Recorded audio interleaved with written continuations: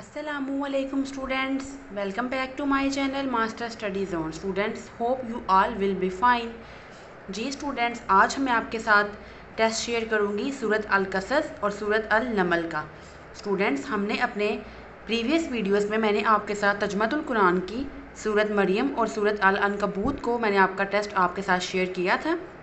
Students, आज मैं आपके साथ टेस्ट शेयर करूंगी क्लास 9 तर्जुमतुल कुरान की सूरत अल-कसस और सूरत अल-नमल का। स्टूडेंट, इसमें सूरत मरियम भी है, लेकिन आपने जस्ट सूरत मरियम का सिर्फ तर्जुमा याद करना है। इस टेस्ट में आपको सूरत मरियम का जस्ट आपको तर्जुमा ही आएगा। जिन आयात का आपने तर्जुमा याद करना है उनकी आपको आयात दी जाएंगी सूरत की, आपने जस्ट उसका तर्जुमा याद करना है इस टेस्ट के लिए। जी स्टूडेंट्स, टेस्ट को डिस्कस करने से पहले मैं आपको बता दूं स्टूडेंट्स कि हमने टेस्ट सीरीज़ का आगाज़ किया है ताकि स्टूडेंट्स का बिल्कुल भी टाइम वेस्ट ना हो। आप घर बैठे रोज़ का डेली का थोड़ा थोड़ा काम याद करें। मैंने आपके साथ शेड्यूल भी मैंने आपके साथ शेयर किया था, डे वाइज प्लानर, जिसके अकॉर्डिंग जिसको फॉलो करके स्टूडेंट्स आप रोज़ का काम थोड़ा थोड़ा याद करेंगे। और जब आपका सिलेबस कंप्लीट हो जाएगा तो मैं आपके साथ उन चैप्टर्स का या उन सूरतों का मैं आपके साथ जो टेस्ट होगा वो मैं आपके साथ शेयर करूँगी। स्टूडेंट्स, मैं आपके जितने भी सब्जेक्ट्स हैं उन तमाम के अगर आपके फर्स्ट 6 चैप्टर्स आपके कंप्लीट हो गए या 7 चैप्टर्स, तो मैं आपके साथ तमाम सब्जेक्ट्स के स्टूडेंट्स टेस्ट आपके साथ शेयर करूंगी।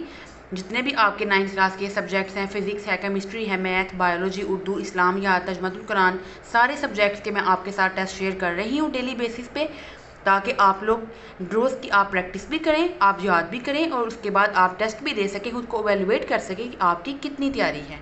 जी स्टूडेंट, सबसे पहले मैं आपके साथ डिस्कस करूंगी हिस्सा मरूज़ी।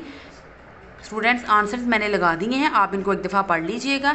जैसे कि स्टूडेंट्स, आपका पहला MCQ है, सूरत अल-नमल में वाक़यात बयान किए गए हैं 3 अंबिया के, 4 अंबिया के, 5 या 6। तो आप किस पे टिक करोगे? 4 अंबिया के। नमल का मानी है ऊँट, मच्छर या चींटी, घोड़ा, तो आप चींटी पे टिक करोगे। सूरत नमल की आयात है 98, 97, 95, 93। स्टूडेंट्स, जो राइट ऑप्शन होगा उस पर आप टिक करोगे।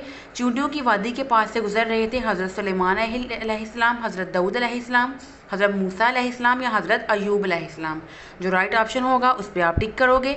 मुर्दों, बहरों और अंधों की तरह है। मुनाफिक या हक़ का इनकार करने वाले, माल दौलत वाले या गरीब लोग, तो आप क्या लिखोगे? हक़ का इनकार करने वाले।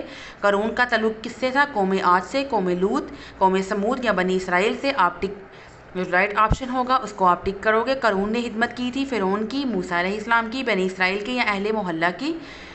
राइट ऑप्शन पे आप टिक करोगे। सूरत अल-कसस की आयात हैं, जो जितनी भी आयात हैं उसको आप टिक करोगे। जालिम लोग लोगों पर हुकूमत करते हैं, उन पर जबर करके, उनको तकसीम करके, उनको कायल करके या उनको सज़ा देकर। तो आप किसको टिक करोगे? ऑब्वियसली उनको तकसीम करके। सूरत अल-कसस में इबरतनाक वाक़या बयान हुआ है फ़िरौन का, नमरूद का, शुजौत का या क़ारून का। तो जो राइट ऑप्शन होगा उसको आप टिक कर दोगे। जी स्टूडेंट्स, नेक्स्ट हमारे पास हिस्सा इंशाइया है। इसमें से आपको 8 सवालात दिए गए हैं, आपने कोई से 5 सवालात के मुख्तसर जवाब लिखने हैं। पहला क्वेश्चन है, अल्लाह ताला ने हज़रत सुलेमान अलैहिस्सलाम को किन नेमतों से नवाजा था? सूरत नमल की वजह तस्मिया क्या है? क़ारून क्यों अपने मालो असबाब के साथ हलाक हुआ? सूरत नमल का इख्तिताम किन अमूर पर हुआ है? कौन सा माल हलाकत और बर्बादी का बाइस बनता है? ये स्टूडेंट्स, आपको इल्मी अमली निकात में से आपको ये क्वेश्चन आया है कि कौन सा माल हलाकत और बर्बादी का बाइस बनता है? अल्लाह ताला को नाराज़ करके कमाया हुआ माल। इसके बाद स्टूडेंट्स, आपका सवाल नंबर 6 है, सूरत नमल के 2 इल्मी और अमली निकात तहरीर करें। सवाल नंबर 7 है, सूरत का खुलासा क्या है? आपने यहाँ पे लिखना है सूरत नमल का खुलासा क्या है। इसके बाद है स्टूडेंट क्वेश्चन नंबर 8 है, कुरान मजीद में हज़रत मूसा का जिक्र तफसील से क्यों आया है? तो देखिए स्टूडेंट्स, जो आपको शॉर्ट क्वेश्चन आए हैं वो सिर्फ आपको सूरत नमल और सूरत अल-कसस में से ही आए हैं। और जो स्टूडेंट्स आपको अल्फाज मायने दिए गए जाते हैं और जो आपने बा मुहावरा तर्जुमा लिखना होता है स्टूडेंट्स, वो आपको सूरह मरियम में से आया है। वो आपने पिछले टेस्ट में भी प्रैक्टिस की होगी, इस टेस्ट में भी आपने इसको दोबारा से रिवाइज कर लेना है ताकि आपको बिल्कुल भी ना भूले। आपने कोई से 5 अल्फाज के मायने और इसमें से आपने 3 अज्जा का आपने बा मुहावरा तर्जुमा करना है। इसके बाद स्टूडेंट्स, आपको जो लॉन्ग क्वेश्चन दिया गया है वो आपने किसी एक मौजू पर नोट लिखना है, सूरत नमल या फिर सूरत अल-कसस। आपको जो भी अच्छे से आती होगी उस पर आपने नोट लिख लेना है। जी स्टूडेंट्स, नेक्स्ट मैं आपके साथ टेस्ट भी डिस्कस कर देती हूँ। नेक्स्ट स्टूडेंट्स, आपका टेस्ट होगा सूरह रोम और सूरह मरियम का। सूरह मरियम का फिर से आपको अल्फाज मायने आएंगे और जो आपने तर्जुमा लिखना होता है बा मुहावरा वो आएगा और जस्ट याद आपने करनी है कंप्लीट सूरह रोम।